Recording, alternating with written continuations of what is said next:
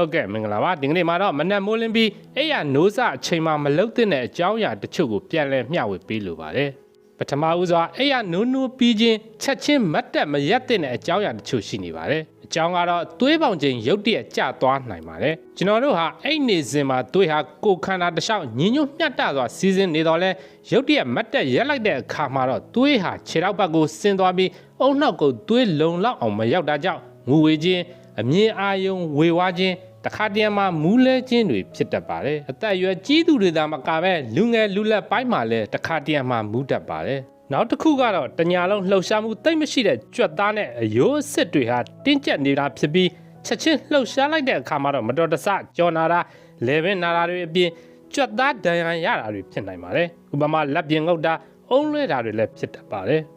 နောက်ထပ်ဖြစ်နိုင်တာတစ်ခုကတော့နှလုံးခုန်လုံးရုတ်တရက်မြင့်တက်ခြင်းဖြစ်ပါတယ်ရုတ်တရက်မတ်တက်ရလိုက်တဲ့အခါမှာတော့နှလုံးကချက်ချင်းပူပြီးအလုံးလုံးရတဲ့အတွက်နှလုံးအားနည်းသူတွေအနေနဲ့အထူးဂရုစိုက်မှာဖြစ်ပါတယ်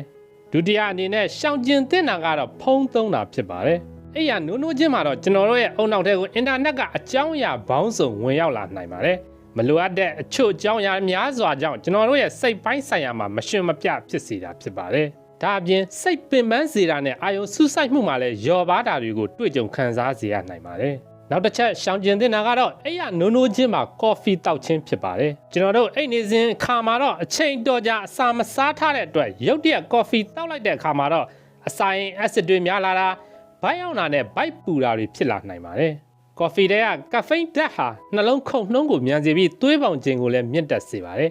အကောင်းဆုံးကတော့နိုးချင်းမှာရေနွေးတစ်ခွက်ကိုတောက်ပေးခြင်းဖြစ်ပါတယ်ကော်ဖီကိုတော့အဲ့ရနိုးပြီးနောက်1နာရီကနေ2နာရီအကြာလောက်မှတောက်ပေးတင်ပါတယ်နောက်တစ်ခုရှောင်ကျဉ်သင့်တာကတော့အစာမစားပဲနိုးချင်းမှာအလုတ်လုတ်ခြင်းဖြစ်ပါတယ်သူ့ရဲ့ဘေးထွက်ဆိုးကျိုးအနေနဲ့ကတော့အားမရှိပဲမောပန်းလွယ်တာခန္ဓာကိုယ်မှာစွမ်းရည်မရှိလို့အလုတ်လုတ်ရတာခက်ခဲတာ